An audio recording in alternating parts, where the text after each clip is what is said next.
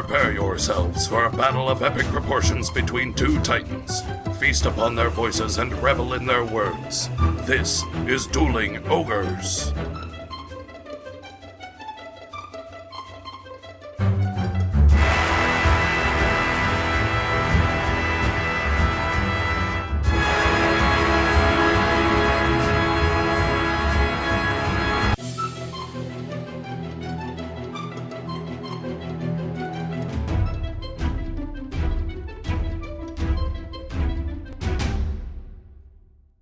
Hello, Ogres, and welcome to episode 101. Thank you for joining us, as always, on this rejuvenated Wednesday evening, Earth date, January 18th, 2017. I'm your host, Remington Hitchcock, and with me, as always, is my co-host, Brandon Full. Say hello, Brandon. Hello, Remington. No, I said say hello, Brandon. Hello, Brandon. Comedy. That joke will never get old. We'll be sailing into the next century with that one. Why rejuvenated? I don't know, because we were talking about being rejuvenated. Oh, okay. I just felt like, yeah, let's grab that guy. Let's grab it and hold it in our little meaty bits. Okay. I don't know. Yeah. Sounded good. No, I'm okay with it. I was just wondering the thought process behind it. Huh. Also with us today, we have John, resident stoner John. Hello. Hello. It's been a while. Hi, I know. You haven't been here. It was on like the first or second episode, something like that. The first or second. I mean, like, we It's did been like less 12 than a episodes. year. Other than that, I think I can be heard laughing in a few other episodes. I can't Yeah. really name off which one, but In the distance, yeah. There's been times where you've been on the floor and we've been like, John, if you're going to talk, yeah. come to the fucking Talk to the microphone. microphone. Now's the time. I think I fell asleep during one, actually. Yeah. Yeah, which really, I think, Probably says more a lot than about, one, really. a lot about our It was, podcast. just, it In was fact, so much every to time. take in, is what it was. You know, that's what it is. You guys are just so good at that. I don't know. Fill my head full of... You fill my head, all right? Like full. That's it. That's all I can say. He's really living up to the resident stoner Yeah. name right now, isn't he? I'll take it. I will take it. I don't care. So let's start off with John. John, what have you been up to? Not a whole lot. Working. I cook pizza, so Yeah? been tossing the pizza and cooking it. You actually get to Moving like around with throw the paddles. pizza up, right? Yeah.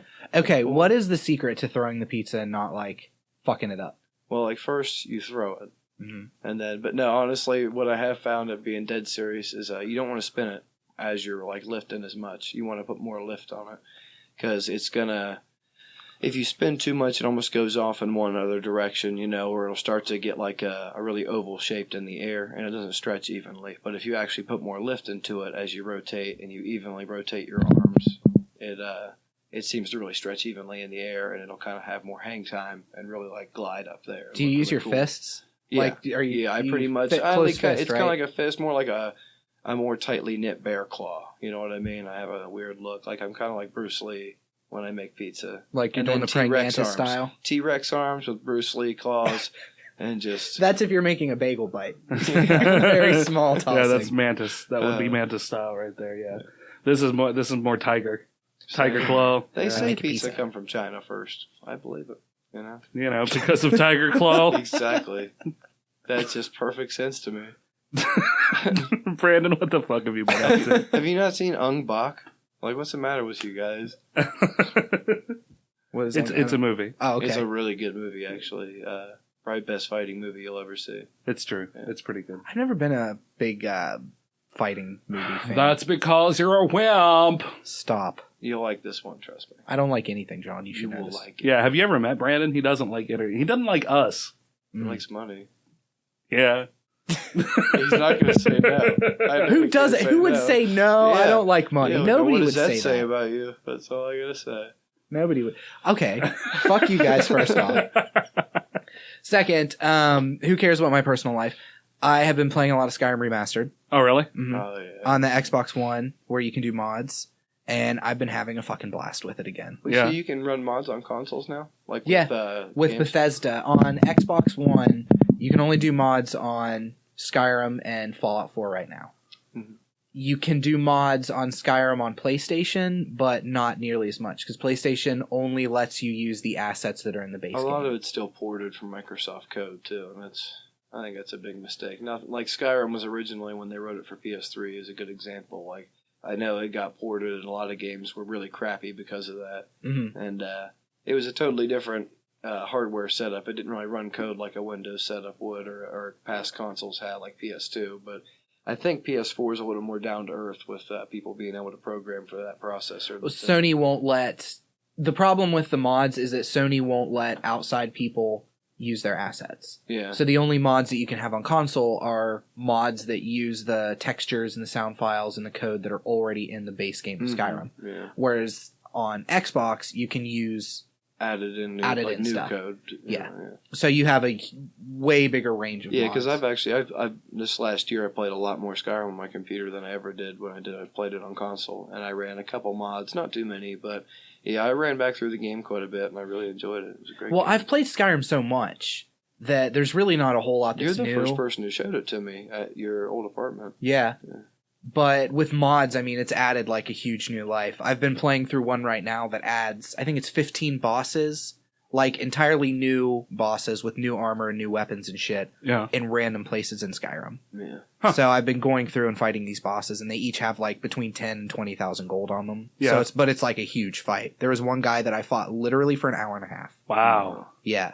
My favorite mod, and I had to get rid of it because it got a little irritating, is it replaces all of the dragons with... Macho Man Randy Savage? No, that one, weirdly enough, is not on there. Oh, even though really? they showed it in the advertisements, yeah.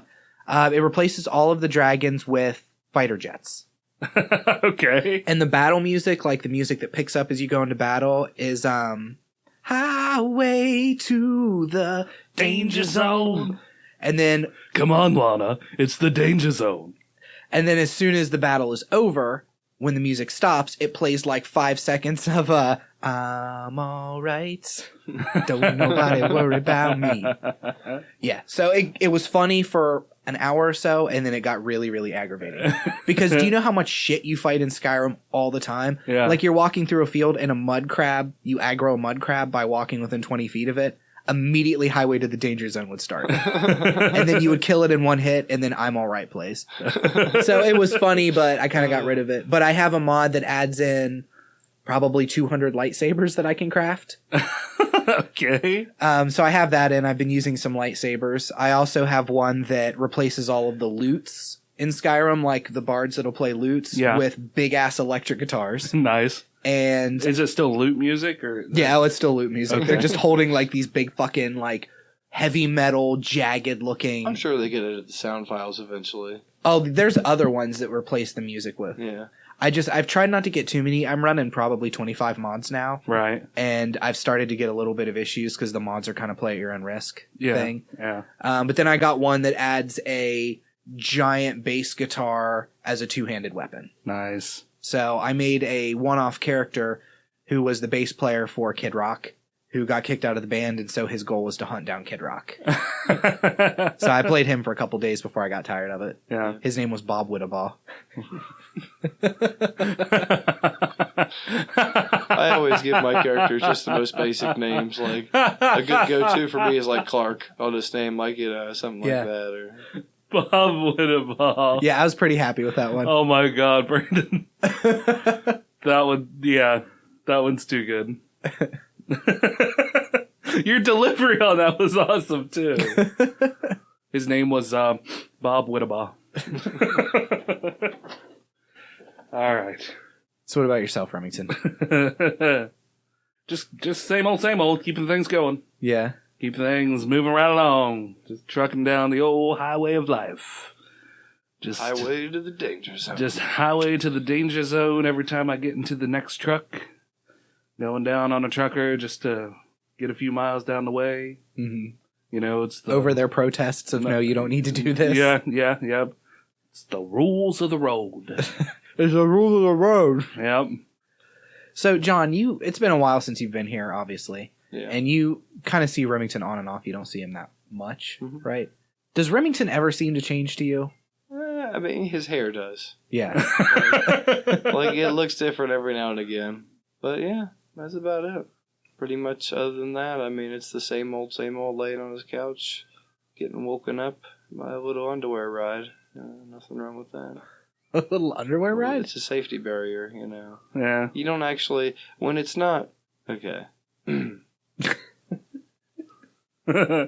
We lived together at one point, all right? You know, it's special John and I did, yeah. It's like memories. The last time he was over, he fell asleep on my couch and I rode him in my underwear. You rode him? You say this like you've never seen or heard of this before. No, but I'm not Like, sure you've never when seen you this say kind you of rode activity. him, you mean you hopped on top of him and grinded against him. Yeah, oh yeah. And just your tighty whities. Uh-huh. Okay. Yeah, the It usual. wasn't like heavy grinding or anything. No. But it was like, that... So it wasn't weird. It was just normal Yeah. grinding. Yeah. Okay. Like normal amount. like a child at play. Yeah. Like Just a thing like that a happens. dog at a field of flowers just jumping around. So I like how you brought this all together. Like, well, I lived with him, so the normal grinding on the couch. Like, he did it so much that he normalized it to you. That he wakes you up. I more have a particular memory because I lived in the front room of this apartment. There was 4 of us, and I just had my couch up against one side. It was a flowery couch, like the old flower print couches. I got a thing for them. And I had a computer desk in the corner, and I would just always sleep on the couch. And I recall the specific time that Remington did climb on top of me, and that's how I remember waking up as him. I don't know if you were waking me up for school or what it was, because I was still in my senior year. Yeah. Waking him up for school. And it was John, either, honey, hump, hump, it was hump. either him or Allie would try to get me up and go to school all the time. So, I mean, if I went to school, it was because one of them two would get me up, and I'd walk to school. Usually I'd be back in a couple hours, but whatever. I'd go to some classes, And, I particularly remember getting rode, and like I said, not roughly, just... Gently? Yeah, like just a gentle... Would you say passionately? A little bit of passion. Not but, passion so yeah. much as love. Yeah, just With that, love. just that bond. Like, me and Rem got a really special bond. That's all I can say. You don't think love and passion go together, though? That's why I say, it could be looked at slightly passionate, but it wasn't passionate like running towards each other and holding and just and shit, that, like that, not where you swing him around constantly, but like where he runs up and picks the girl up and just does like the single 360 with her and Okay. sets her down and that's So not a passionate full to me, Beauty and the Beast twirling. Exactly. More like, it was raining outside and it was like you pointed to each other and just kind of closed your eyes for a second, and give them that look of, I love you, man, Okay. like that kind of passionate. So it was like that, but a large man in just his tighty whities humping a high school senior who was sleeping. I was definitely underage too at that time. That's true. Honestly. But I mean, it's not illegal if there's no penetration, right? I think we're going to need to consult our lawyer on this one. Yeah. Again, Remington. Just wanted to make sure to take it over the line there. You know what I've been doing? Speaking of taking it over the line, I have been enjoying watching Markiplier. Really? Yes. What's that? Markiplier is a YouTuber. Mm-hmm. See, that's what I love. John is such a fucking extreme. He's all about technology, and now he's just like completely withdrawn and doesn't fucking do anything with it anymore. It's ridiculous. And, I lost the drive, Markiplier's a Let's Player, mostly. Yeah, essentially. Who's pretty big at this point. Yeah, he's, probably in the top 10 most well-known YouTubers out there. He kind of got big off of using PewDiePie's formula of playing horror games and like over the top, like rah rah, that super over the top YouTuber reaction that is well known. Mm-hmm. Yeah, but anyway, he's been playing a game called Subnautica. Oh yeah, Subnautica is a cool game. Yeah, I mean it's just so the basic premise of this, John, is that your spacecraft crash lands on a water planet. Mm-hmm. And you're the only survivor, and you play through this game, and you have to, you're basically all alone, and you have to survive the treacherous ocean. And you have to gather supplies and build a new, habitat for yourself and keep yourself alive. And as you go, you find out more and more like there have been multiple spacecraft that have crash landed on this planet. And, I mean, there's a big story arc that goes along with it that I don't want to spoil so much. Mm-hmm. But you scan these other bits and learn new, basically, recipes for different habitat functions or different vehicles that help you explore the ocean over more distance and deeper and this and that and the other. So, have you ever played any survival crafting games like 7 Days to Die, Rust, Ark, any of those? Not really like any of those. I mean, I played the basics like Minecraft, Terraria. I just actually started up Stardew Valley. Okay. And so I haven't gotten too far into it, not enough to really give it an opinion, but so far I really like it. The survival crafting games like Subnautica, what he's talking about, and again like 7 Days to Die, Ark, and all those, kind of took the Minecraft formula of just basically survive, cut down trees, get supplies, build stuff, continue, and have taken it like to the extreme. Mm-hmm. And one of the things, I don't know with Subnautica because I've never played that one specifically, I've just watched videos, but I've played a lot like them, especially Ark. I've been playing quite a bit. They take it to the extreme, like you have a hunger bar, a thirst bar, a heat bar. You're constantly dying. It's part of the push is like you're gonna die a bajillion times. Yeah. So I mean, but man, I tell you what, I'm never usually too excited about those kind of games, but it looks like fun. I want to play that game. Subnautica? Yeah. I'll have to check. I might. Do you have Steam on your computer? No. Okay, because I might have an extra Steam code for Subnautica. I think I've bought it in more than one Humble Bundle. Oh yeah. I definitely. If you get Steam, I definitely have 5 or 6 codes easy for games that I have multiple copies of. Huh. Cool. But yeah, since you brought up Subnautica, I've been playing Ark a little bit too. Ark Survival Evolved. Yeah. Which is basically a survival game. You wake up on an island and there's dinosaurs everywhere. Okay. So you have to survive with dinosaurs.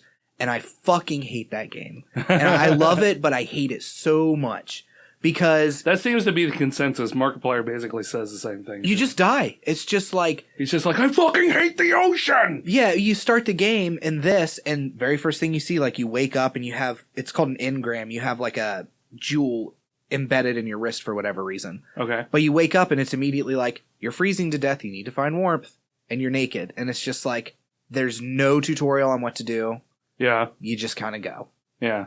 Like, I finally got to the point where I had 2 houses, and because my first house was overrun by T-Rexes I couldn't kill, so I had to leave and find a second house.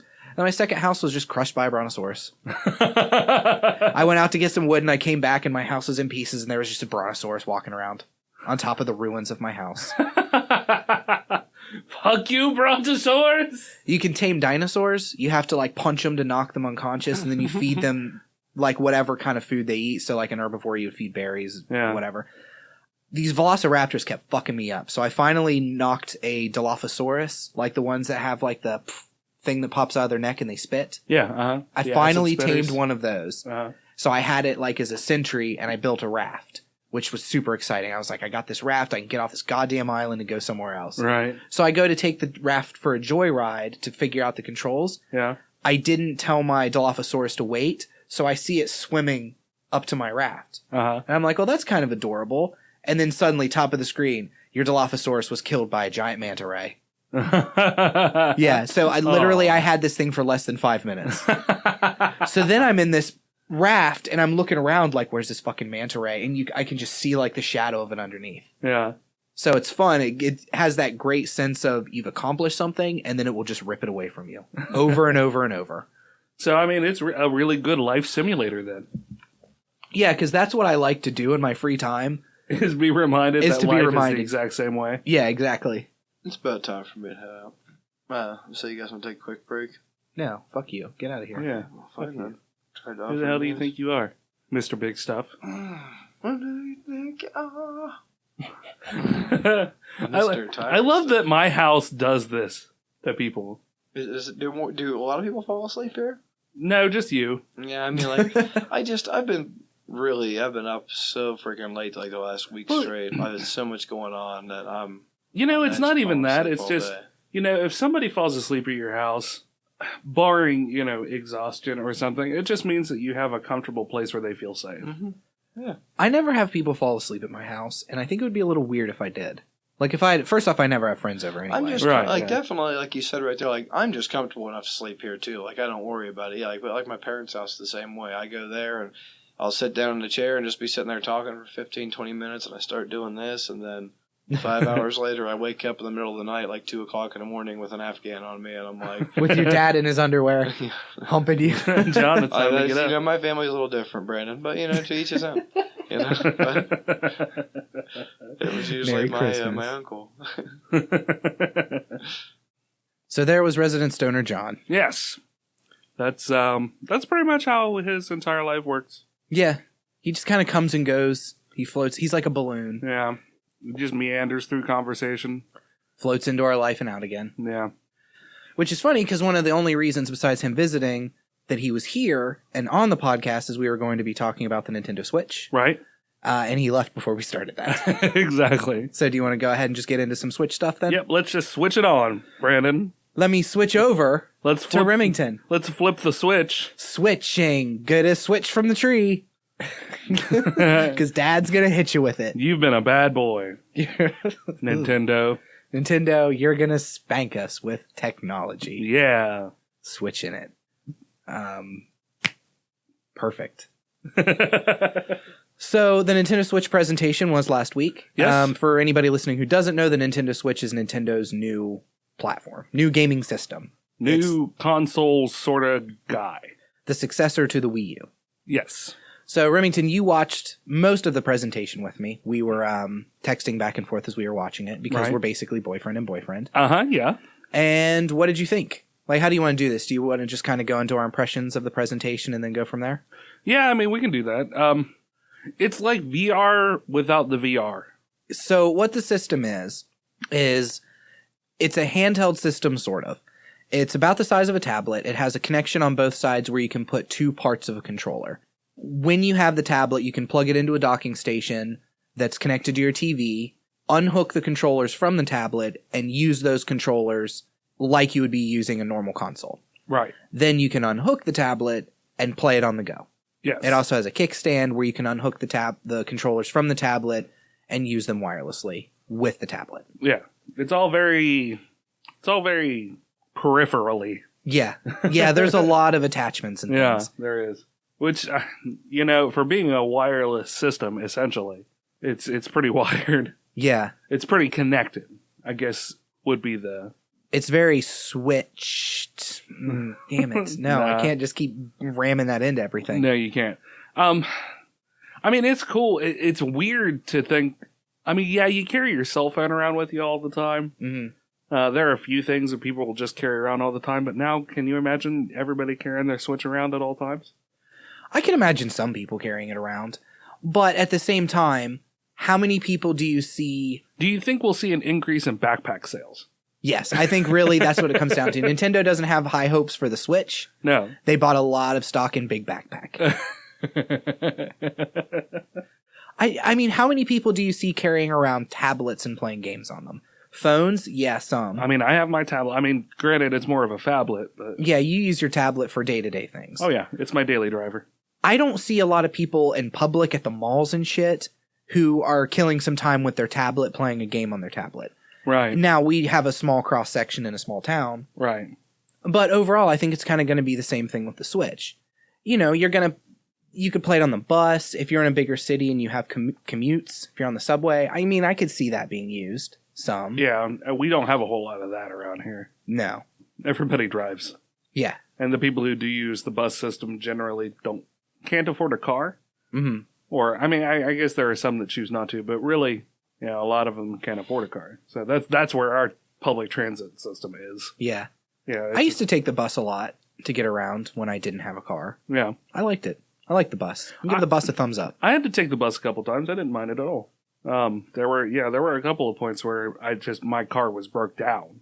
Yeah. I had a car, but I didn't have the money to get it fixed. So I took the bus a few times, walked quite a bit. We had, you know how sometimes I will get angry or offended at things that you think are silly?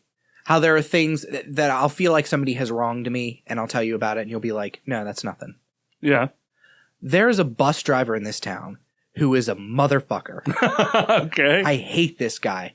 Every time I would get on the bus, like I don't expect a bus driver to like high five me and like, hey, how's it going, Brandon? Right. But this guy looked like he hated every person who got on that bus. Every day. He would like glare at you when you would get on, and it wasn't just me, it was everybody. Yeah. I just could not stand this guy. He always had like shitty nu metal music blasting from his radio up front. Like anytime you would pull the thing to stop the bus, he would roll his eyes as he went to stop. Really? Yeah. My favorite was my girlfriend was getting the bus one day where she picked up her daughter from school and was catching it home. She like waves him down. He starts to pull over, but he stops like maybe a block away. So she's hustling up with her daughter to get on the bus. And then he does one of those things where as she gets close, he pulls away a little bit and then stops again. So she moves up a little further, and then he just pulls out and drives away. Really? Yes. What the fuck is wrong I know. with this What guy? a dickhead, right? Like, you're getting paid to do a job. Do it well. Don't be a dick. You don't have to do it well. You just have to fucking drive in a circle. Right? And stop when people say to stop. But to tie it back together, if he had a Nintendo Switch, he would be a better bus driver. Yeah. In that he would be dead, because if he were playing Switch while driving the bus, then he'd crash and kill Your a words, couple not dozen mine. people. Your words, not mine. Fair enough. Do you Like, have... what I want to know is what enjoyment he gets out of the job. Like, does he enjoy fucking with people? Or does he just enjoy driving a bus? He would just prefer that there were no people on it. That's got to be it. I mean, it had to have been clearly this was just a job for him. Yeah. You know? I think I'd be all right driving a bus. Yeah, I was going to say, I wouldn't mind. I like how we both went there. Yeah. Yeah, we could be bus drivers. Yeah, we could get in on that public transit money. I mean, not to disparage bus drivers, but I'm sure there would be parts of me driving where I'd be like, man, is this really where my life is? I'm driving a bus. But at the same time, I think outside of the existential thoughts of, you know, my life going in the shitter, I think driving a bus would be all right. I mean, you have to. I mean, you're going on the assumption though that driving in public transit is a shit job. Yeah, I'm viewing it through my own lens. Right. You know, I'm not. That's how I would view it. Like maybe, I mean, there might be some people out there who. I was told a story about a kid who was super intelligent, probably could have done anything with his life, and he wanted to work for the railroad. Mm-hmm. Like, I mean, granted, the railroad is a staple of Americana, but still, the railroad is practically obsolete as far as it goes, unless you're hauling big, heavy things. Yeah. So, to me, it's just peculiar. Did he want to do like engineering for the railroad, or he just wanted to be like a John Henry type? I don't even know, really. You know, I mean, I never met him. This was word of mouth storytelling, but Yeah. you know, so I didn't know the kid personally, but from what I understood, I mean, all his life, all he wanted to do was work for the railroad. Why are you shitting on railroad workers? I'm not. I'm just Sounds saying. like it. I'm just saying that some people find enjoyment in things that other people would not. Like, I'm trying to clean your lens. Yeah. Just saying, you know, maybe somebody would really aspire to be a public transit official. Like somebody goes to school every day, you know, 2nd grade, 3rd grade. What do you want to be when you grow up? I want to be a bus driver. Yeah. Yeah. Like, maybe they had a really cool bus driver in 2nd and 3rd grade. I'm not saying that there's anything wrong with being a bus driver. I know you're I'm not. saying I could enjoy being a bus driver. Yeah. I just, as we've had this conversation, I realize with that real shithead bus driver, there before the grace of God go I, because I feel like that's exactly the kind of bus driver I would be. I would be like, fucking people getting on the bus. Oh, great. Gotta fucking stop again. That's awesome. I gotta disrupt traffic as I throw on lights and move to the side. Yeah. Or should I just drive right by them? That'll be funny. Yeah. Just watch the dismay in my rearview mirror.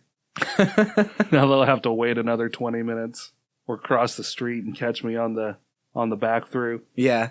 I assume that's what you call it, the back through. The back through. Yeah. I don't know. Come We need back to get a up the other bus way. driver on here. Yeah, we do. We need to get that bus driver on here. Listen here, you motherfucker. You need to answer for some of these crimes. These bus-related crimes. Anyway. Remington and Brandon, bus detectives. Coming this fall. Boom, boom. Executive producer Dick Wolf. Written by Dean Devlin. It was written by Dean Koontz. Dean Devlin is the guy who writes The Librarians, and he's written a lot of awesome TV, written and produced. But anyway, back to the Switch. We got off on a weird tangent. So, do we have a release date? Yeah, for the March Switch? 3rd. March 3rd of 2017. Mm-hmm. Okay. Do we know what games are going to be coming out with it? Yes. Some of them. I don't have the full list because they've kind of hinted that more games are coming out. They did after we watched the presentation that one night, the next day they had their Treehouse event, which is what they call their like all day thing. Yeah. Where they have the press there and they give them some hands-on shit. They did it with E3 this past year too. They didn't show up at E3. They did their own Treehouse thing. Yeah. The big announcement was the new Legend of Zelda Breath of the Wild is coming out on release date March 3rd. Because it's releasing on the Wii U couple weeks later. So it's actually coming out a few weeks earlier on the Nintendo Switch. Okay. That was their big drop the mic moment at the end of their presentation. 1-2 Switch is also coming out. That was like the real gimmicky looking thing with the motion controls that they showed. Basically like Wii Fit, but with less things to do, it looks like. It didn't show a whole lot of games that were that interesting looking. I mean, we could shoot each other. Yeah, there was that. But I mean, it was a step up from buying like two $15 Nerf guns. Right. Is what it looked like. And less fun. Yeah, there's a lot of mini games. It's all based off of the fact that the two Switch controllers are motion controllers. All right, so I think this is the launch titles. We've got NBA 2K18, the 1-2 Switch, The Legend of Zelda Breath of the Wild, Skylanders Imaginators, Just Dance 2017. I can't wait for that. Skylanders Imaginators and Just Dance 2017, those are both games that are on every fucking system. Yeah. I mean, they are, from working at NASA, Just Dance 2017 is on the original Wii. They put it out for the original Wii and the Xbox 360 also. Oh, really? Yes. Skylanders Imaginators, same thing. You can get Skylanders on any system. Well, sure. Forever. Sure. You can get it for the fucking Dreamcast if you want. Man, really? No. That would be cool. That'd be great, though. That would be that was what the Dreamcast was made for, was Skylanders. Well, from what I understand, the Dreamcast is not a difficult system to develop for. I think it would be neat if companies did that. You know, hey, we're releasing this indie title that doesn't really use a whole lot of processing power. We're releasing it on Xbox One, PlayStation 4, Wii U, and Dreamcast. And fucking Dreamcast. Why? Because why not? Right? Yeah, we're doing a limited print of 15,000 copies. Pre-order it and you can get it on Dreamcast. Yeah. That would be cool. You have a Dreamcast sitting around collecting dust? Get that shit. Has Been Heroes, Super Bomberman. Super Bomberman looks pretty cool. Mm-hmm. It's not a 3D Super Bomberman. It's kind of the over-the-top view Bomberman. Yeah. Snipper Clips Cut It Out Together. Snipper Clips Cut It Out looks fun. You were a big fan of those drawing games, though, weren't you? Yeah, this one, it's like a puzzle game. You play with another person, and you can't cut yourself. You're like a piece of paper. You can't cut yourself. You can only cut your partner, and you cut each other into shapes to solve puzzles. Huh. It's a neat premise. I think the game's $20. It's going to be 20, maybe 30, but I think it's $20. Yeah. Looks pretty cool. So that sounds like we're promoting children to cut each other. Yeah. Okay. Nintendo is real big into self-mutilation. Gotcha. I Am Setsuna. Strange Japanese game I don't know anything about. Mario Kart 8. I don't think Mario Kart 8's a launch title. Sonic Mania. Puyo Puyo Tetris. Lego City Undercover. I mean, it listed 90-some. ARM. Now, ARM looked kind of neat. It's like a fighter game. Yeah, it's ARMS with an S. This doesn't have an S, so. Well, throw this whole you're website probably out. right. Put it in the internet trash. Okay. It's bullshit. It's garbage. I've mispronounced things. Yeah, ARMS looked interesting. I mean, it would be fun to kill time with, I guess. Redo. Is that how you say that? I've never known. Is that REDUX? No, REDOUT. I don't know. Redout. So I don't know. It could be read out because it's not spelled readout. There's no B? Yeah, there's no B in it. It's REDOUT. Redout. So I don't know. Anyway, it looks like some sort of a flight game. Mm-hmm. This is a big one. Binding of Isaac. Yeah, is it Binding of Isaac? Is it Rebirth? I don't know. They just have on this site with the list. They just have Binding of Isaac, so it could be. See, this I think is a good choice for the Switch because it's a roguelike game. Okay. You know what roguelike means? You're going around collecting treasure or something. Kind of. Roguelike means that it's based off of an old game from I think the 80s maybe called Rogue, where the dungeon was procedurally generated. Oh, okay. So it changed every time. Okay. So a roguelike is where you're going through a procedurally generated dungeon typically. You're going to die a lot. Sometimes you just get kind of the short end of the stick and it's like, well, I got 4 rooms in a row with bosses that just destroyed me. Right. Binding of Isaac is like, it's a pretty dark story. So it's cool that the Switch has this because it's got cartoony graphics, but it's the story of a boy whose mother tried to kill him after she heard God talking to her, telling her to kill her son. Okay. And it's his adventures locked in the basement. What and the there's fuck? heavy hints that he's dead. Like, some of the bosses that you fight is like his aborted fetus twin brother who like uses his umbilical cord like a lasso to strike at you. Like, it's a pretty dark game. Wow. Yeah. But it's perfect for the Switch because you can really get into it, or you can play it in, 5-10 minute bursts. Right. I think this is a really good get by Nintendo to get this on pseudo mobile. Yeah. Splatoon 2. Yeah, these definitely aren't all launch titles. Yeah. As far as launch, I know that Breath of the Wild, Binding of Isaac, 1-2 Switch, Bomberman are all launch titles. Elder Scrolls, Skyrim, Fire Emblem, because what we need is another Fire Emblem title. Super Mario Odyssey. Yeah, I don't think these are all. I agree with you. Minecraft Story Mode. I think Story Mode's a launch title. Minecraft Nintendo. Minecraft Regular is not. Xenoblade Chronicles 2, or Xenoblade, however you want to say it. Dragon Quest Heroes. Dragon Quest 11. Ultra Street Fighter 2. Because, I remember them saying in the presentation where it was just like, a lot of the developers, Square Enix included, I think, where it's just like, yeah, we're going to make something for it. Oh God, that was my favorite. So at one point during the presentation, they spent a lot of time talking about the controllers. Yeah. And the controllers, we're kind of all over the place with this coverage, but who cares? What's it matter? Yeah, it doesn't. The controllers... Nobody listens to this show anyway. The tech I love because it's motion controlled like Wii. Yeah. It has what they call HD rumble features. Yeah. And they showed that weird thing where he's putting ice cubes. Yeah. So he's standing on stage and he's holding the controller up like it would be a cup. And he shakes it, and then it shows like an image of an ice cube falling into a drink. Yeah.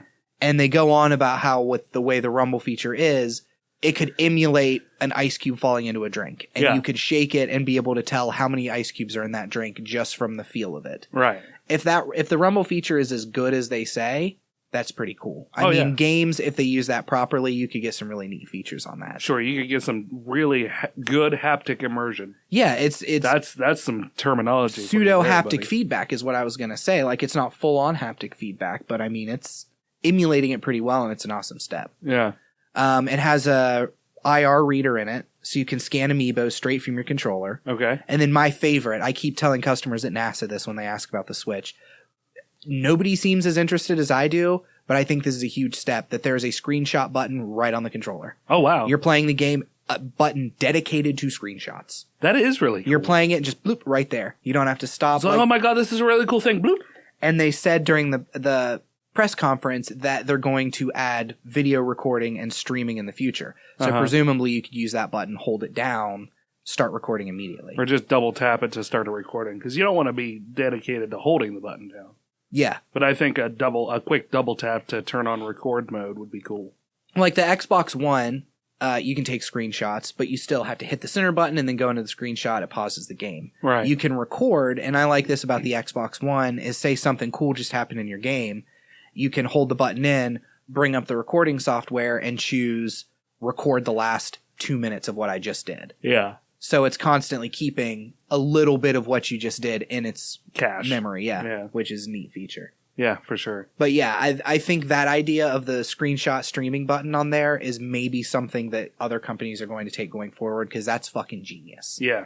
Back to the games, Ultra Street Fighter 2. Who cares about Street Fighter? This is just the game list. I guess it's all the ones that they maybe have just announced. These all won't come with launch. Yeah. Steep Nintendo looks like it's I actually rented Steep last weekend and played it over the weekend. Oh yeah. It's a extreme sports game. You have snowboarding, skiing, parachuting, you have a squirrel suit. Okay. You're just running around in the Swiss Alps, kind of open world. Gotcha. Rayman Legends Definitive Edition, because you want to be definitively Rayman. Yeah. Rayman Legends is a good game. It's a good kids game. Yeah. FIFA, Nintendo. Farming Simulator, because everybody needs to learn how to farm. Shin Megami Tensei. See, I don't know a whole lot about these Japanese games, RPG style stuff. Shin Megami Tensei is a game that doesn't sell a lot at NASA, but when they announce a new one, there's a very dedicated base that is super excited about it. Yeah, sure. Dragon's and they Quest all is watch one anime also. and hentai. Yeah, I don't know about hentai specifically, but it's probably a safe assumption, yes. All right, I cut you off. I didn't mean to. What were you saying? But that's it. Just that there's a very dedicated fan base, but I don't know a whole lot about these. Like, I don't know storyline. I don't even know what kind of games they are, honestly. Yeah. I mean, this guy's like golden blue. Yeah. With wings on his head. Yeah, golden robot head. Yeah. Fast RMX. Looks like a racing sim of some sort. Dragon Ball. Nintendo Switch. Just a Dragon Ball game. Stardew Valley. This is another big one. Stardew Valley is a huge indie title. Oh, yeah? It's like a mix of Rune Factory and Harvest Moon. It's kind of, you run a farm and you do day-to-day farm tasks, and then there's also like quests and monsters you can kill. Okay. But I mean, standard like top view RPG. Yeah, and it's not even, I mean, I guess technically it's an RPG, but it's mostly just about managing your farm and building and stuff. Oh, okay. But it's got a huge cult following. It's a giant game on Steam. Yooka-Laylee. Ukulele's a big deal too. Uh-huh. Sorry if I'm cutting you off. No, you're fine. Just making these comments. Ukulele was a Kickstarter game done by the team that originally did Banjo-Kazooie. Oh, okay. So Ukulele, a lot of people... It's kind of like a follow-up to Banjo-Kazooie. Yeah, I mean, the two main characters... It's kind of like what Keiji Inafune did with Mighty Number 9 versus Mega Man. Yeah. He just took Mega Man and just named him something different and made him look slightly different. That's kind of what Ukulele is. Okay. I mean, you have two characters, one on the other person's back, like Banjo-Kazooie.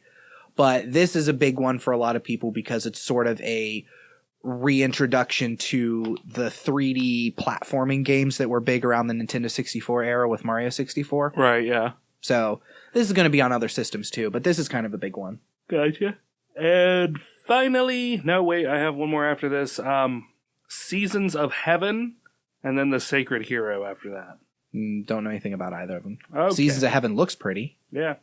But going back to what you were saying a few minutes ago about the people getting up on stage, they spend forever talking about the tech on the controllers, which is fantastic. Like 20, 30 minutes talking about the tech on these controllers and showing like little weird cutscenes. Yeah. And then the guy running the presentation's like, and now I'm going to throw it over to the head of Sega. And he's going to talk a little bit about what's coming out. And then head of Sega's like, yeah, we like the technology and we think it's pretty cool and we're aware of it and we're going to develop something for it. Wasn't that great? Like, and they did that with like 3 developers. Yeah. And then I like the guy from EA too, who is basically like, we're bringing FIFA to it. Yay. Wasn't that great? Let's switch back quickly, please. Yeah. So it didn't give me great hopes about the system. Right. So did you hear any blowback after that? I was following along on the Nintendo Switch subreddit during this and especially afterwards. It seemed mixed.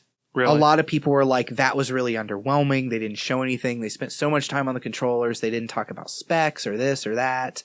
And then the other half were like, I've already pre-ordered it. Breath of the Wild looks fantastic. Mario Odyssey looks great. Yeah, so it seemed kind of mixed. Apparently, and this is according to express.co.uk, Nintendo Switch price drop, costs falling after Nintendo backlash. Switch game prices have been the subject of criticism, but retailers have started to fight back ahead of the March release date. So what we're seeing is what they reported here, and at least in the UK, and some of the sites like Amazon UK and Argos cut the price from £60 to £40, or £50, sorry.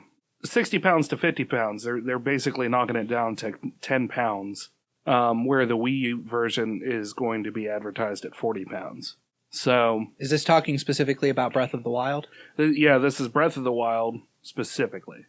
But, you know, it's interesting to note that that's happening because, you know, it could continue to happen with other games as well. But it just seems like, you know, I don't even understand it, though, to be fair, because most games nowadays, you know, full-on titles are about $60, yes? Yeah, $60 is the price for a game. Yeah. Most of the time. Like, there's some exceptions, like Recore, which was a big game that came out exclusive for the Xbox One 5-6 months ago, maybe a little less. Yeah. Done by Keiji Inafune's company, sold for $40. It was $39.99 when it was released. Gotcha.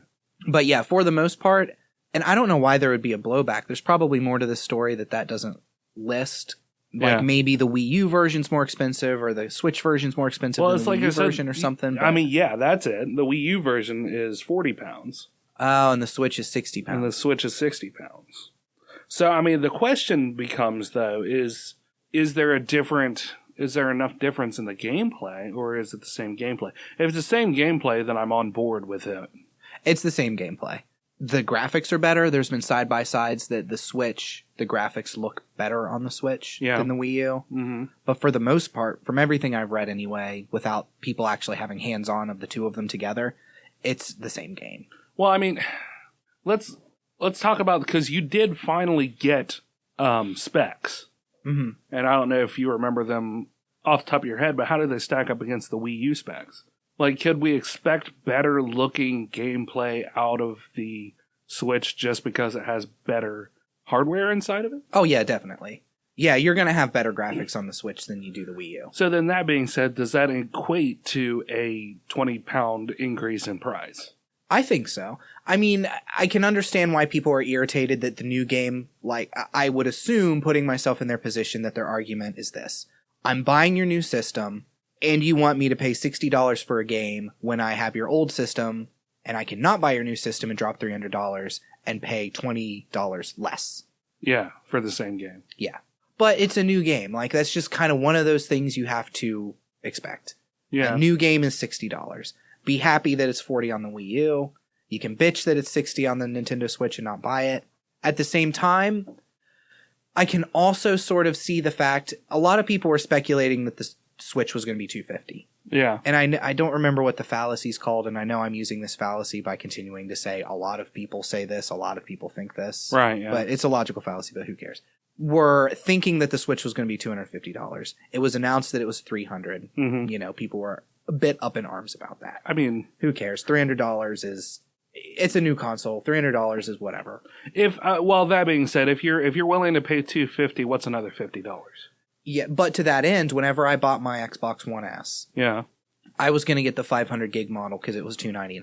Mm-hmm. I ended up getting the terabyte for $50 more. Yeah, but that was a legitimate looking at prices and costs and trying to figure out, can I spare an extra $50 and when can I spare it? Yeah. So yeah, $50 is, if you're going to get it, what's $50 more? But at the same time, I can kind of see when you're already spending $250 to then say, no, I'm spending $300 instead. I can see why the $50 price thing is there. Yeah, I mean, don't get me wrong. I understand it from, like... We don't all own a house like you, Remington. We don't all have walls made of mattresses. Well, I mean, that's what I'm saying. Don't get me wrong. I understand the logic of... But I feel like, by and large, we're a bit closer to the minority with how tight we can be with our budget sometimes. Mm-hmm. You know, a lot of people tend to do better than us. Yeah, I might as well burn money sometimes. I might as well just have, like, a garbage can in front of my house that I will just walk by in the mornings and just randomly throw a $20 bill into. Yeah, exactly. Because that's what we do sometimes. We just kind of burn money that we should really hold on to. But at the same time, you know, it's spending money to almost to a medical degree is good for you. It you know, spending money and getting something is, you know, it's pumping endorphins. You're excited about whatever you're buying, you know, even if it's something simple. There's a new soda. I'm going to buy that new soda. I don't really have the money for it, but I'm going to get it anyway. Yeah. Yeah. Oh, it's a new Mountain Dew. I'm going to try that shit. So, I mean, it's still, it's a small purchase, but it's still creating endorphins. You're still getting excited about it. It's still a high, which is ultimately what people go for. So, I got lost in our trail of where that was leading because to the point of spending an extra $50. What's spending an extra $50? Yeah. You know, if we work hard enough, we can justify spending it if it's going to bring us enough joy. That's ultimately what I'm saying. Yeah. My issue with it isn't the price. My issue is they showed the 1-2 Switch game, which looked like a series of mini games. Right. Kind of like Wii Sports, like I said, with less to do. Yeah. That's not bundled with the system. Yeah. And it's $50 for that game. That's a little high. So you buy the Nintendo Switch, and this is people's argument that I can get behind here. Sure. You buy the Nintendo Switch, it's $300. You want to get Breath of the Wild because it looks awesome. $60. You're at $360. Yep. But you also want to get maybe 1-2 Switch because it's a fun game. It shows off what it can do. It's the Wii Sports of this new system. An extra $50. Now you're at $410. Yeah. Just by itself for the Switch and 2 games because there's nothing bundled with it. Right. Then on top of that, you get 1-2 Switch, but you want to do like the boxing game that comes with it. You need an extra set of controllers. And I know I sent you this that night. An extra set of just the motion controllers, 2 motion controllers, is $80. Yeah. $80 is fucking crazy for a controller. It is, but at the same time, there's a lot of technology in those controllers. There's a lot of technology that's in those controllers, yes. And maybe they're taking a loss on the controllers even. Yeah, because I mean, some companies will do that. But $80 is a hard fucking pill to swallow for an extra set of controllers. Oh, sure. I don't disagree with you there, but I mean, by the same token, especially from what you've talked about, there's a lot that's packed into those things. Mm-hmm. You know, especially for as small as they are, they look pretty tiny. I mean, even from a manufacturing standpoint, even though I'm sure they'll get their parts from China or some of the Japanese factories, because I mean, China is the biggest manufacturer of electronics in the world. Even still, even though you can get those components relatively cheaply if you have a wholesaler, and especially if you're buying a lot of them, I figure those controllers are still probably $20, $30 to make. Mm-hmm. So, and then you're making your profit off of those. Yeah. Oh, like the game. I'm sure the markup on it is like 150, 200%, but still. Yeah. There's the gamepad that doesn't come with it, comes separately. And the gamepad just looks like your standard Xbox or PlayStation controller, the 2 buttons, or the 2 control sticks, etc., etc. Right. That is $70 for that controller. Oh, wow. Yeah. Now, a new Xbox controller is $60. Uh-huh. A new PlayStation 4 controller is $65. Uh-huh. So $70 isn't that crazy. I think it's just the fact that Nintendo, these prices are very high compared to where it was before. Right. You can get a new Wii U gamepad, like the controller for the Wii U. Yeah. For, I think last time I saw it at work, it was $25, $30 new. Yeah. That's a pretty substantial jump. Yeah, well, and that being said, I mean, for the past few console releases, really, that Nintendo has been on the low end of the stick when it comes to how much their system is versus, the Xbox One or the PlayStations. Yeah. Well, at the same time, the Xbox One S new, a 500 gig now, is $250. Oh, really? Yeah, price has dropped a lot. You can get a new PlayStation 4 500 gig for $299. Uh-huh. So the prices of these consoles, they've been around a while. I understand that Nintendo, their mentality with this was we're just going to put it out when it's ready. Yeah. Otherwise, it would have been closer to a holiday release, How much were the Xbox One S and PlayStation initially? PlayStation 4, when it launched, base PlayStation 4 was, I think, it was either $500 or $600. Okay. And Xbox One, when it launched, was $400. Okay. So, I mean, so at that $300 price point, they're still cheaper than when they first launched the Xbox and the PlayStation. Right. Xbox One S, when it first launched, was $299 for a 500 gig. Okay. So it's dropped $50. And I mean, again, $300 is not bad for a new system. Yeah, it's just all the extra stuff. If I had the money, if I had a better job where I had a little bit more money per month to throw into technology and stuff. You could help him out by donating. Yeah.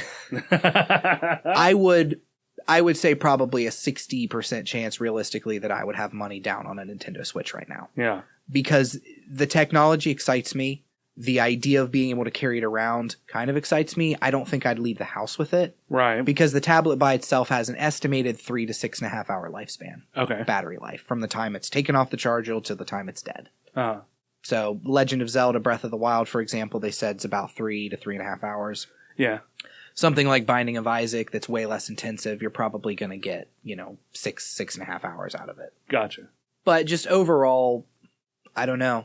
It made me, more than anything else, it made me want to get a Wii U. Oh, really? Yeah, because my brain started thinking, I've been wanting a new Nintendo system for a while. The Wii U hopefully is going to drop in price. If I can get a Wii U for about $150 to $200, yeah, I would be on it. Because it has those built-in games. Because really, the only reason a lot of people, I feel like, are buying a Nintendo system is for first-party games. For Legend of Zelda, for Mario. Yeah, games sure. You can't get on other systems. Sure. I mean, I think that's a fair bet. That and there are still those people out there, though, who really enjoy the little mini games and stuff. They like to have friends come over and, we don't have any friends, so we don't know what this is all about. Yeah. But, there are other people out there, hipsters who have hipster friends, who like to play their little games with each other. At rooftop parties. Yeah, rooftop parties. Exactly. You know, that's when that's Karen comes over with her fucking Nintendo Switch Yeah, and we're she's just trying like, to "Hey." drink wine. They're like, hey, we're having a party interacting with people in real life. And she's like, hey, I'm going to bring over a video game and pull you out of reality. Do you guys want to play Mario Kart with me? Yeah. God damn it, Karen. Getting our little fucking VW bus and drive around playing Mario Kart because you get the sensation of driving on a road while you're on a road. And then we'll go play fucking bumper cars or whatever the hell they're in. We're gonna play We're gonna play the basketball game in the middle of a real basketball game. Yeah, we're gonna take a break from our basketball game to go play a basketball game. So let me do a real quick. That's so stupid. All right, halftime. Halftime. Let's go NBA play some more 2K18. basketball. So we really love basketball, bro. Here's a quick rundown of some basic stuff with the Switch. I talked about the battery life. Yes. You can have up to 8 systems, up to 8 switches, just the pads themselves, connected without any Wi-Fi. They can connect to one another through a transmitter or whatever they have themselves. Okay. So you don't need to have them on Wi-Fi. Up to 8 controllers can connect to one Switch. Okay. So presumably, if there's a game that supports it, you can have 64 people playing on 8 Nintendo Switches. That's pretty cool. Yeah. The fact that it supports 8 controllers. 8 individual controllers. Right. The online features are a little weird. Nintendo's never done paid online features before. Okay. They announced that they're doing paid online. So like PlayStation Online and Xbox Live Gold. You have to pay for it. When they release it, they said they're doing a couple months. They didn't say exactly how many free. Okay. Where the online stuff is free. After that, you'll have to pay for it. The online stuff offers obviously online play, game downloads, although even if you don't have the online, you can still go into their eShop and buy stuff. Right. The thing that gets me, and I was telling you about this in the text because it seems so goddamn stupid and really goes to the point of why Nintendo still just does not get it in some ways. Yeah. And I just want to grab Nintendo by the collar and just shake them and be like, why aren't you listening to people? Yeah. People have been wanting online for Nintendo. Are you familiar with the way that Nintendo Online works now with friend codes? No. Whenever, say that we're playing on our 3DSs together. Okay. And I want to add you and be like, hey, Rem, when I'm at my house on Wi-Fi and you're here, I want to play together. You don't create like Rem42069 is your name and I add you as a friend. You get a friend code, which is like 25 letters and numbers long. So then you're texting me like, okay, Brandon, my friend code is 4N capital J Q blah, blah, blah, blah, blah. That's your friend code. That's how I add you. Yeah, that's pretty stupid. So now, presumably, you're going to have a username or something. Okay. Which would be much better, sure. You don't do it through the Wii. Or you don't do it, you don't do it through the Switch. You have to go download. online? No. You download a separate app onto your phone, and that's how you do your voice chat and your chatting in the game. You can't do it from the Switch. You do it from a third-party app that you have to sync your phone to your Switch. That you have to buy, probably. The app? I would assume that the app comes with, when you pay for the service, you get the app for free. I would hope so anyway. Yeah. But that is dumb. That is so stupid. Yeah, that is.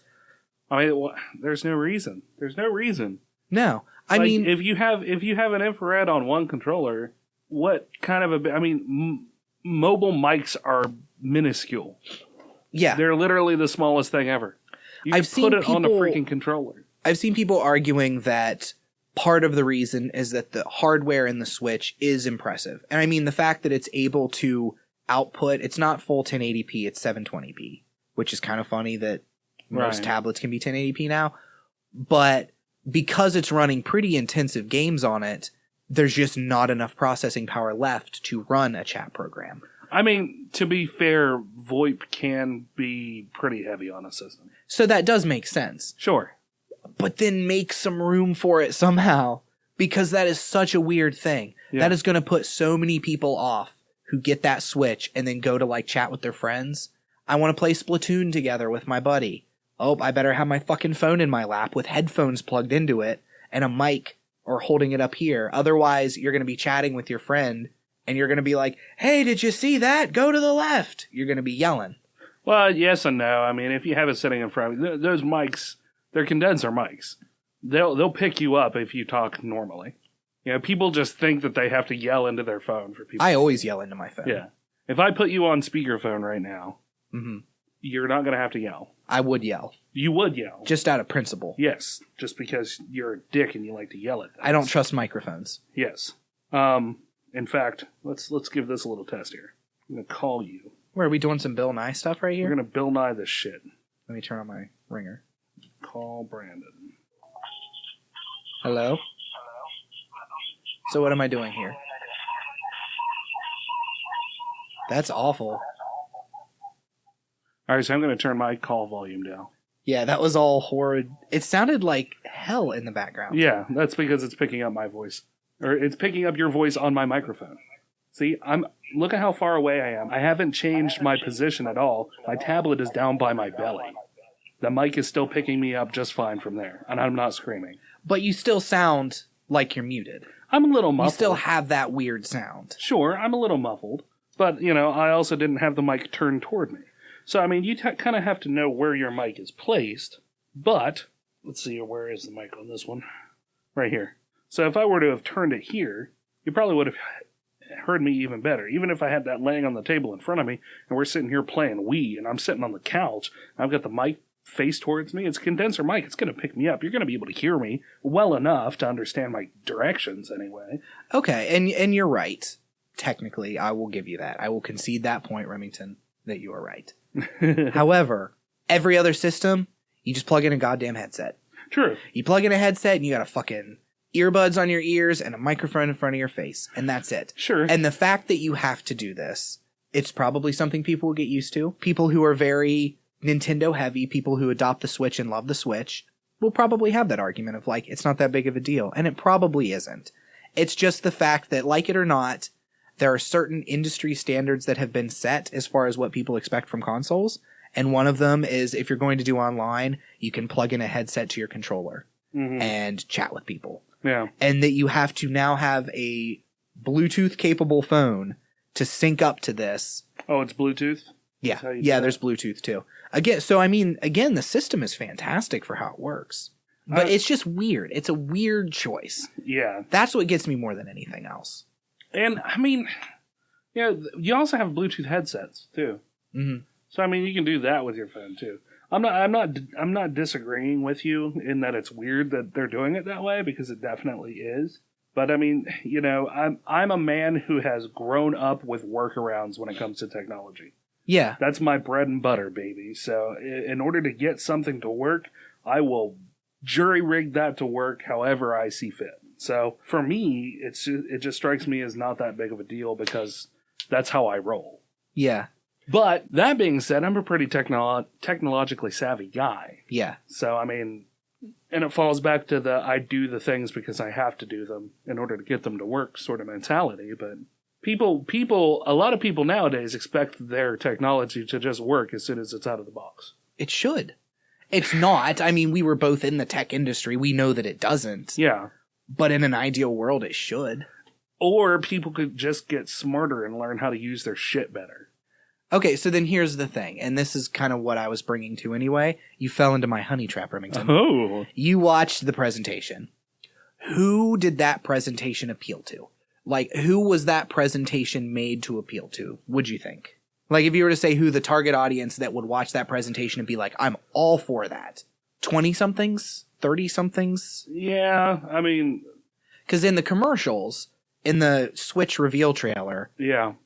Besides the kids playing basketball, it's like... even they were like in their early 20s, 19, 18, 17, 19, around there. They show a lot of focus on the guy who has a house and a dog and takes it on a plane trip with him. Yeah, they show which was a different guy, but... Oh, was it a different guy? A different guy. I wondered why he left his house, got on a plane, and immediately came home again. Yeah, it's like he left his dog out in the park. What a dick. Yeah. The dog was a pilot. Oh! They show Karen going to Pilot dog coming this fall. Executive producer Dick Wolf. They show Karen going to the party on top of the building or whatever. Yeah. Karen? It kind of caught on as a meme. Oh, really? After that she's just named Karen? people would show those pictures with like, God damn it, Karen, we're trying to have a party. Just stuff like that. And they named her Karen. That's funny. So- I thought you just came up with that name. No, so. it was an internet thing. Okay. They took to calling her Karen.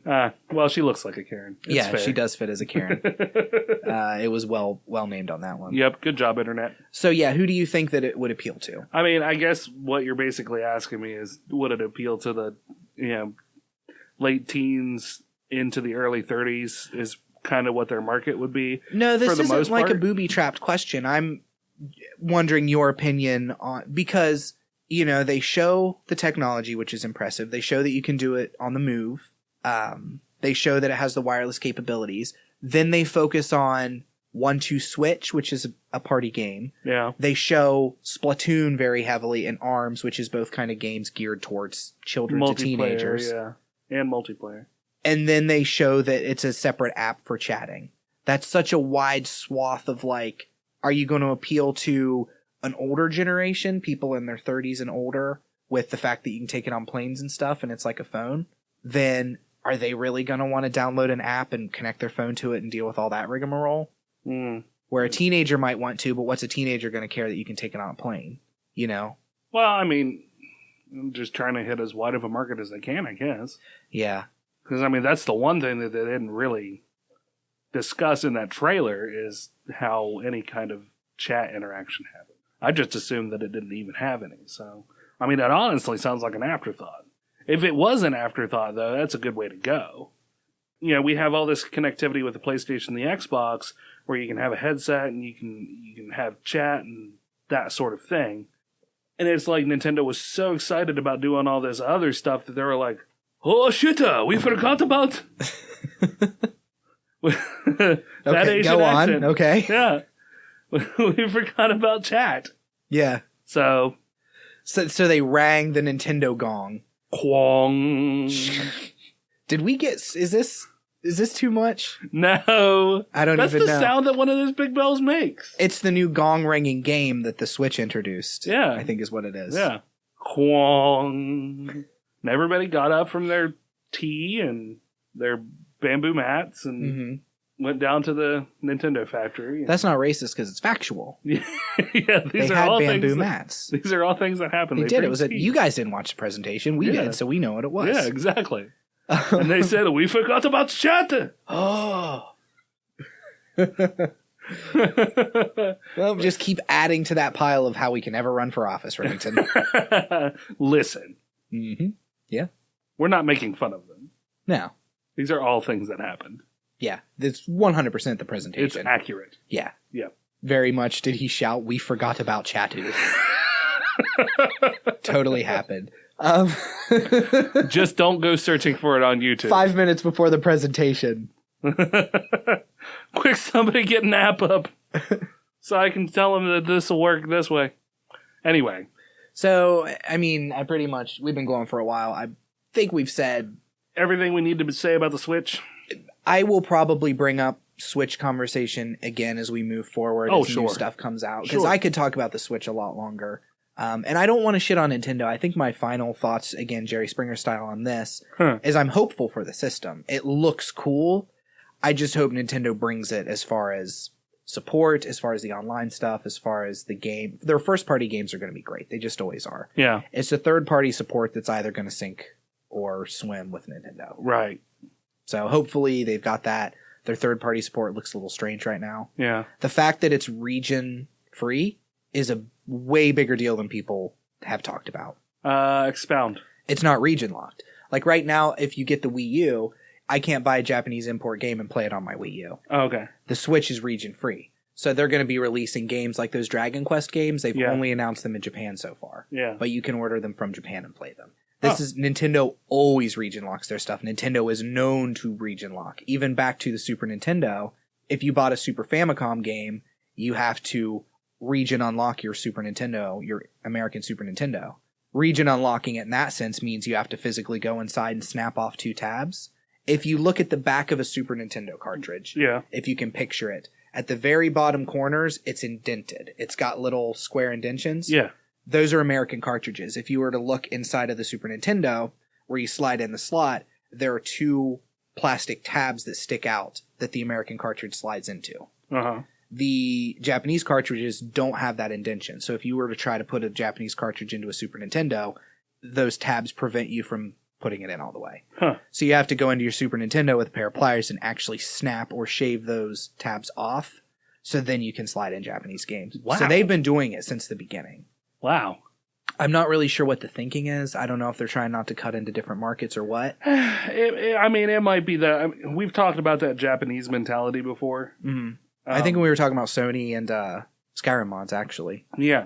So I think there's this holdover Japanese mentality of trying to keep things proprietary when you're in a worldwide platform now. You exist in the world. You're not. Countries used to be their own little world. Mm-hmm. Now we're on a worldwide stage where everybody is a player. Until America rolled through with their fucking cowboy boots and Humvees, just kicking shit, throwing mud, fucking a bald eagle on a rolled up American flag. I don't even know what any of those words mean, but it had nothing to do with America. It had everything to do with technology. The technology to sedate a bald eagle enough to have your way with it. Underneath a weeping willow tree, the symbol of America. What? Anyway, so that holdover Japanese mentality where they have to keep things, very closed off and private, and that's just it permeates through Japanese society where privacy is a big thing. Is this factual? We've talked about this before. Is this factual or is this just opinion? What, the privacy is a big thing? Yeah, just like the idea of proprietary stuff. Like, are you kind of basing that more off of opinion from the things you've seen? I guess so. Yeah, I guess that would be fair. Yeah. But... because I don't disagree with you, I just don't know a whole lot about Japanese culture to say. Yeah. I've watched, there's... whereas our podcast is very loud, if we were to have this kind of a speaking voice over in Japan, people would be staring at us, wondering why we're screaming at each other. Oh, yeah. Americans are known as but that's all of Europe. Americans are just loud in general. My girlfriend, lived in Germany for a year or so and said the same thing, that Americans, our speaking voice in another country is a lot of times going to be seen as like, why are you being so loud? That's where the loud, brash American stereotype comes from, is we're big and loud. Even when I talk, I make grand sweeping gestures constantly. Yeah. I'm doing it right now. Yeah. I'm sweeping all over the place. His arms are like fucking Gumby. It's like crazy. Like fucking spaghetti, like Stretch Armstrong stretching on into next week. But, there are other things like... this happens a lot in America, too, but, somebody, say, a man has an altercation with his lady or something, where they'll, by and large, they'll give a little look and then they'll just continue walking on their way. They don't want to interfere. They don't want to interfere because it's a private issue. Yeah. Although it's weird that it should be happening in a public venue to them. And even to us, that kind of goes with anywhere, I figure. But in America, it's a lot more likely that if you start laying hands on... if a male starts to lay hands on a female, there are going to be other dudes who come around and out threaten you. Yeah. Like, listen, man, if you don't keep your hands off her, I'm going to beat your ass. Yeah. That doesn't... I feel like that would happen in other countries, too, though. Not as much as you think from what I've heard. Oh, really? Yeah. There's a guy... he was just talking. I just watched a video about it. It's Raw Combat International, and he lives and teaches in Japan. Big Australian dude, freaking massive. And he was telling this kind of a story. So that's where I'm getting this view from. So he's still a foreigner. He has a foreigner view, but he's also been living there for many years. Like, I was at one of our quote budget grocery stores in this area. One of like the Aldi Save-A-Lots kind of things, right? And the cashier looked like she was in a very shitty mood. Yeah. Like, I got in line. She was checking out somebody in front of me. I got in line behind the lady in front of me, and the cashier stopped what she was doing, like, loudly sighed, rolled her eyes, and then went right behind me and, like, moved a cart in the way of the line so nobody else would get in. Apparently, she was trying to close the line and was hoping that nobody else would get in there.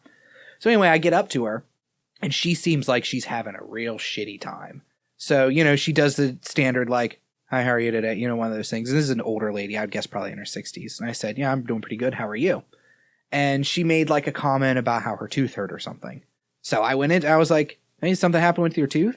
And by the end of it, I had, like, a 10-minute conversation with her where she's telling me about, like, personal like my son got arrested for domestic violence. He lives in my trailer and now I'm getting evicted and I broke my tooth on a piece of pizza I was eating and it fell out and I don't have insurance. I mean, this woman like telling me her life story. Right. And that's something, again, talking to my girlfriend who is stationed in Europe, at least in her experience, you just don't share like that with strangers. Yeah. It's weird, and it's a thing Americans do that's considered weird. Yeah. Like, when I left, the woman, like, walked me out to the door and was, like, rubbing my back with her hand and was like, all right, honey, will you have a good night? Yeah. You know, just, like, friendly. And that wasn't weird. Yeah. But at least you made her feel better. And I got her number. Yeah. You can rub my back like that. I don't care how many teeth you don't have. The fewer, the better. That was over the line. Yes, it was. That's was two vulgar. times tonight. I'm on a roll. Yeah, that was. I'm gross. usually the conservative one here. So, what do you got a story pulled up there? You know, I had a bunch of stories, but we've gone for a yeah, while. we're Switch after stuff. editing, we're probably at an hour 20 anyway, Bob. So Yeah, this is good. This was good Switch talk. yeah. We had some good switching going on. I guess I can drop a real quick story just to have something besides Switch talk. Did you see who was cast in the new Han Solo standalone film? No, maybe. They announced who Han Solo was. I didn't write it down because I don't know the guy. We can probably talk about it later or whatever. Okay. Han Solo films 2018. Woody Harrelson was cast in it. Oh yeah, I did see that. God, I read that and I wanted to barf. Why do you not like Woody Harrelson? I like Woody Harrelson. It's just, I feel like it's going to kind of take me out of a fucking Star Wars movie, especially a Han Solo movie, a backstory to Han Solo. Yeah. Suddenly Woody Harrelson shows up. Yeah. I don't know. That's just, I mean, I feel like he's too big of a name, and especially You know what? the fact Let's- that he's Woody Harrelson. let's go ahead and stop there because we can have a conversation about that shit. Okay. We can have some conversation about that shit. I say we save that for next episode. Put it in your steno pad that you didn't bring. We bought you fucking a whole pack of steno pads for Christmas. Where is your steno pad?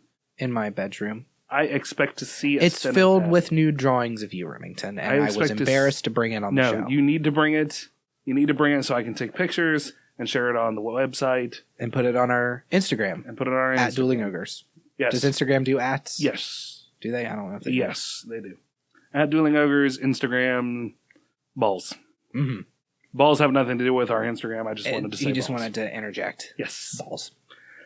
So if you have any questions or comments or you'd like to hear yourself on air, you can call us at 978 DU-OGRES. That's 978-386-4737. We didn't have any calls from this past week. No. Yeah, we played the calls for episode 100. The congratulations from Stephen Hines and Viscount Terry. Yeah. Which still touched me. I was thinking about it even a week later. Like, those were really nice calls. I Yeah. really appreciate those guys. You can also reach us on Twitter at Dueling Ogres, email us at duelingogres@gmail.com, or leave a comment on the Facebook page. Shoutouts today, we have Terry, who was reminded of one of his friends from college who would build bookshelves out of pallet board. There's my little bit of justification. Yeah. See, I always feel like I've lost when Viscount Terry sides with you. Because I respect him. Yeah. And he's a very intelligent guy. So when he sides with you, it at least makes me pump the brakes pretty hard on my arguments. Oh. I wouldn't say it full stops me, Right. but I at least go to like a yield sign. See, it's so weird because I feel like maybe Terry and I have a lot more in common than, say, you and Terry have in common. Mm-hmm. And yet you respect Terry, but you don't respect me. Well, Terry's made something of his life. Oh. That makes sense. Wizard in the Wardrobe, Keisha, commented in response to us calling her cold. Yeah. She said, the cold never bothers me anyway. So I called her our Ice Queen. Stephen Hines said he was going to raise the $100 on a GoFundMe so we can see the naked episode 100 footage. Mm-hmm. That never actually happened. No, it did. I mean, Give it us did, $100. Yeah. I told him he didn't have to pay for it. Yeah. Yeah. Give us $100 and we'll be naked wherever you want us to be naked. I told him payment is reserved for the dilettantes. You're a bona fide connoisseur. Classy. Thank you. He also said that I know why you have trouble ending your episodes. You don't have the right outro music. I need to write and record something for you. Yeah, I'd be fine with that. Yeah, that's what I told him. I think it needs like kind of that porn groove. Like the Debbie Does Dallas. Like that, because I know Steven's a bass player. Yeah. It doesn't need to be... Oh, great, another fucking bass player. there's not enough bass players. You're just saying that because you're a bass player. Possibly, yes. But it doesn't have to be super sexy. But I think like a nice chill groove Yeah. to leave us with. Yeah. Yeah, that would be cool. You don't need to go all Primus on it. You don't need to like... I don't know. I mean, if it fits. If it fits, it sits. If it fits, it quits. If it fitses, it switches. God, no. just still not stop, getting it. Just stop. Give it up, dude. Make sure to check out our website at duelingogres.com for articles pertaining to some of your favorite geek news. There is a new one up by Mumphrey, and there is also a new one up by Mr. Terry. Yeah. So we've got those going on. 2 articles since last week. 2 articles. We're still waiting on Brandon's for this month. Yeah. Come on, Brandon. We're halfway through the month, buddy. I have it. You can do it. I have it written. Yeah. Is Mostly. it the Switch one? Yes. Okay. I need what I have to do because I know I need to get it. You up have soon 2 since days the to Switch get it is done. relevant. Are you being dictatorial on air? I am being because it'll take me about 2 days to get this episode up. Okay. So you have 2 days to get it done. That way we can release them both at the same time. That way I have something to work off of. Double exposure. Exactly. Okay. Come on. We got All right. this shit. Okay. Yeah. I'm excited to do the Switch article. I'm not sure how much changes it's going to go through, but it is strange. It is a weird article. If there's anything you can count on, it's Brandon taking an article writing, a very simple article writing exercise and turning it into something really weird. Yeah. From what he's told me. I'm not going to make any spoilers. I'm excited to read it. It's just... I don't know how well it's going to play. If you haven't read his Pokemon, who was it? Bukowski. That was one of my favorite things I've ever written in my entire life. Really? It was so much fun, yeah. Go back and search the Pokemon articles on our website, and it's written in a Bukowski. I think it's called Love is a Squirtle from Hell. yeah, I think that's what it's called. Go back and read that. It's pretty good. I liked it. Yeah. And I'm excited to see the next one.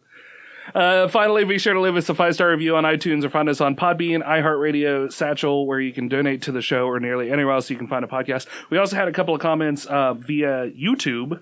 Oh, really? Which I forgot about. Yep. I think we should do, while you're looking that up, we should do shout outs to our personal stuff too, if we want to share it at all. A lot of other podcasts do it as well. What's that? Like, you can follow me on Instagram at FullBrandon. Oh yeah, I'm totally down for that. But you weren't initially, so when you were kind of like, I don't want to. Well, because I didn't do anything, but I use my Instagram more now. Okay. I didn't want people to follow me if I update, once every fucking 2 months. Yeah. Follow me on Grindr at HotButteredBrandon. So yeah, the audio gets output to YouTube as well, thanks to our podcast hosting provider. Mm-hmm. It goes out with the main picture that we use for that episode, and it just kind of plays through like that. So really cool thing if you happen to be on YouTube Red, you can play it in the background in case you don't want to download a podcast player for some reason. Yeah. Or you can just leave it open and play it that way. So feel free to head over to YouTube, give us a subscribe, get notifications turned on that. That way you can know when we post a new episode. Yeah.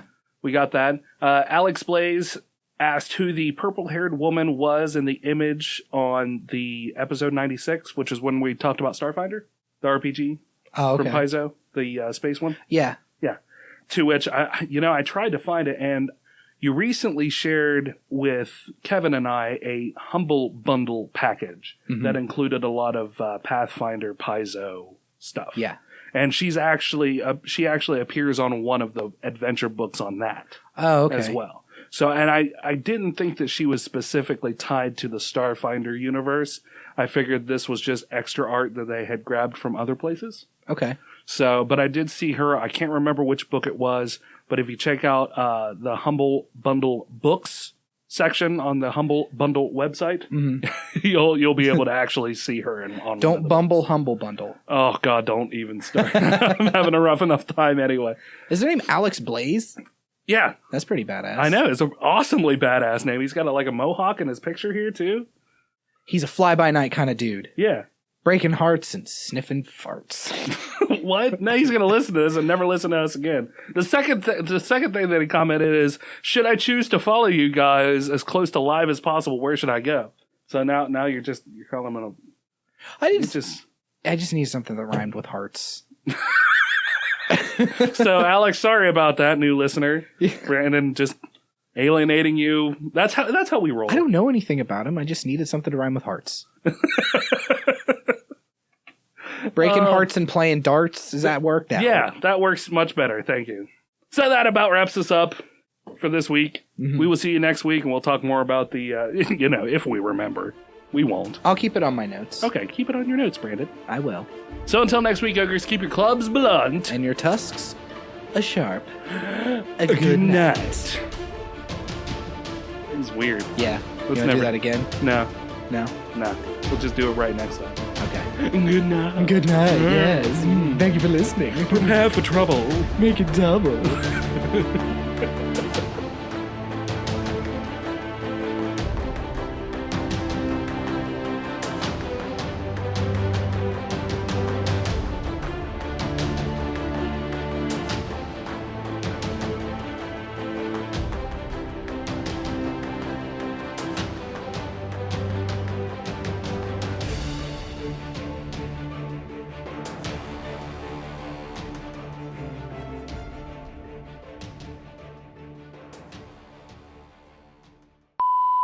I can't remember where the next line is. To protect the world from devastation. To unite all people within our nation. To denounce the evils of truth and love. To extend our reach to the stars above. Jesse. James. You get your whole face into that. You're a method actor. Like you really took... James. It's too much method. Team Rocket blast off at the speed of light. No, I think I fucked that up. Yeah. Jesse, James. Did I forget the Team Rocket logo? Oh, man. I'm done. You need to go kill yourself. I've now. lost it. Yeah. The only thing you've denounced is your geek card, your Pokemon card. Yeah. You lost that. Team Rocket blast off at the speed of light. Prepare for... Surrender now or prepare to fight. Meowth, that's right. Yeah. You got it before I did. Mm-hmm. I hereby turn in my Pokemon badges. Yeah.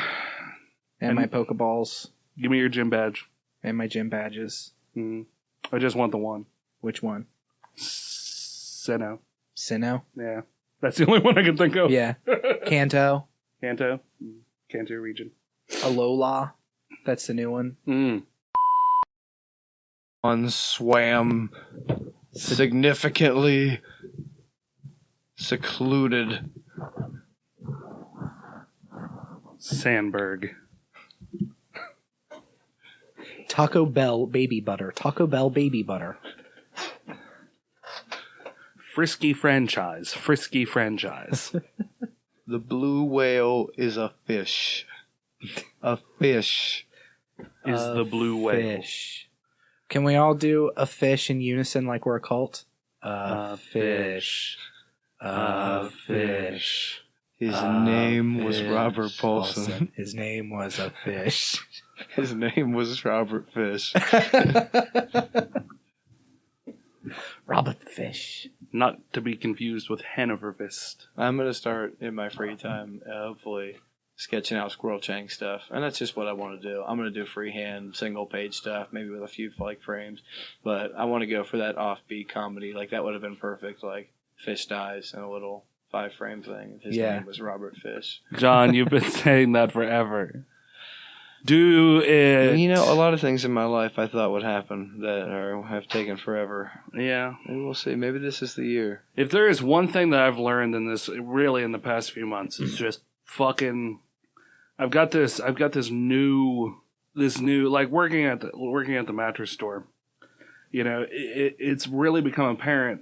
You know, we always hate the salesman. Mm-hmm. You know, but looking at it from the salesman point of view, like.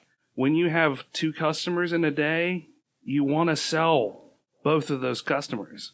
Because when, you know, your fucking rent for your building is $11,000 alone, and then you have all the other overhead, you got to make every sale.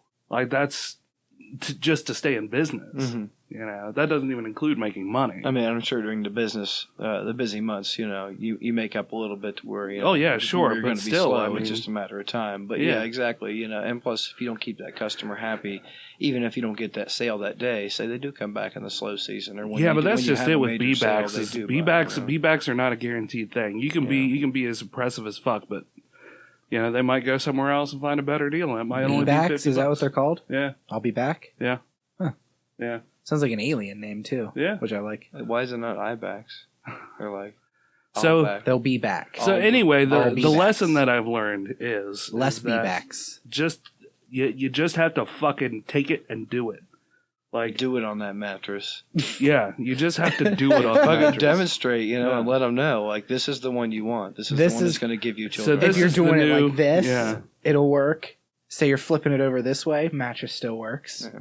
So this is the new She'll be backs. kind of outlook that I mean, it's hard for me because I'm not that kind of a person, Yeah. You've always been a driven person, though. I mean, even making pizza, No. like, I get what you mean on one hand, because when I make those pizzas, like, compared to every other buddy that cooks there, I mean, there's a couple of them, but they just don't really try. Yeah. They're so tired of making, especially the thin, it just looks like shit. They spread it as fast as they can. Yeah. And, like, I'm trying to make them as perfectly round as I can, a nice crust edge, and toss them up in the air, and, show everybody, hey, we make this shit with our hands, look at it, that's why you're paying this money. Yeah. Good ingredients, all that, but. Well, part of it's the show. Part of it, what sucks though is, just that unappreciating look on a customer's face sometimes, like you're just working at a McDonald's and it's like, I'll make pretty much better money than what I was making in fast food. A decent amount more, but still, I don't know. Just the underappreciation from the customer sometimes. That's what beats me down at my job, so. I kind of get what you're saying about trying to make that sale. Yeah. I'm always trying to look for that customer that's like, hey man, it was a great pizza, and I'm like, thanks, bro. Yeah. Made my day, made me. So, I mean, ultimately, Brandon, you say that, but if I were really driven, man, I would have been a hell of a lot better off than I am now. You own a house. What kind of an accomplishment is that? It takes a lot. I'm pretty avid about wanting to own a house. I'm pretty jealous. Yeah. I Honestly, could barely get a car loan. Yeah, You but and Ginger getting a got a house house is loan. different, though. When you do that first-time home buyers, your credit doesn't have to be great. Mm-hmm. You just have to have, a job where you're making a decent living, Yeah. which Ginger had. I didn't, but we crunch the numbers and we can squeeze it in. It's just a matter of we just pull the trigger on it. Mm-hmm. Yeah. It was partially because we had to, but that's the other thing is not waiting until you have to do something to do it. I'm a very reactionary person. Like Yeah. I only do things when I have to do it. I think a lot of people are like that. Though. Sure, I mean, yeah. but Especially now. that's why I feel like this is our year for the podcast, because I've got this drive, this new rekindled fire of like, I'm just gonna go out there, I'm gonna fucking take some things. I'm gonna go out there and I'm gonna just grab them up and I'm gonna say, okay, this is the thing. This is the thing, and I'm gonna make this thing good. So, I don't know. All right, let's do this thing. But I'm gonna get that out of here. Come making a pizza. You have fun making that pizza, John. Oh, I will. I'm gonna make that pizza. I'm gonna bang that dough with my hands and then push it in with my fingers as hard as I can and toss it around, smack it up a little bit, and slide it onto a hot stone. Watch it roast in between two ovens. That's about it. That's pretty much all I can say about cooking pizza. Slide my wooden paddle underneath its cheesy crust. What the fuck is happening? I wanna. Oh my god. I don't know. But it's all golden. It all Yeah. needs to be left in. I'm gonna Gold leave like it that all cheese. That's What? gold like that cheese. Gold like that cheese. Isn't it mozzarella? And isn't mozzarella white? It gets golden and like orangey if you cook it enough. Especially when it has sauce under it. You mean caramelize? Ugh. When Cheese doesn't caramelize. cheese But, does caramelize. That is when that is the best tasting cheese you'll have. Oh, yeah, is when you for let sure. cheese start to burn. Like you can't just have melted cheese. It's good, but that does not release the flavor of the cheese. I will take a slice of American white cheese and set it on the stone in the oven and let it cook until I can put a spatula under it, like it's that burnt, and eat that. And that's the best thing I've ever had in my life. That's my go-to food there.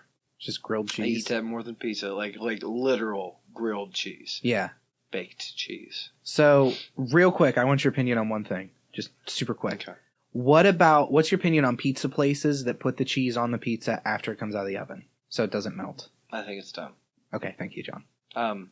Honestly, the reason I thought once again is because like you don't taste the cheese flavor. It's just melted on top, and they do that because it's quick and easy. I get totally why they do it on one hand, but like real pizza and what I would love to see in America that will probably never happen is wood-fired ovens that actually cook at like 900 to 1,000 degrees, and you have to use like an 8-foot paddle to slide it in the back of this thing so you don't burn yourself. Yeah. And they cook in like 2-3 minutes. Like it's fast. They cook, and you pull them out, and they're crispy and real thin, and you eat it, and it's delicious, but it'll turn to dough in like 5 minutes from where it's been cooked so quickly. But that is the way to eat pizza right there, and that's kind of why I like the way we do it, is us and maybe Shorty's in town. They got a wood-fired oven, but they still cook like we do, 500 degrees, 8-10 minutes, you know.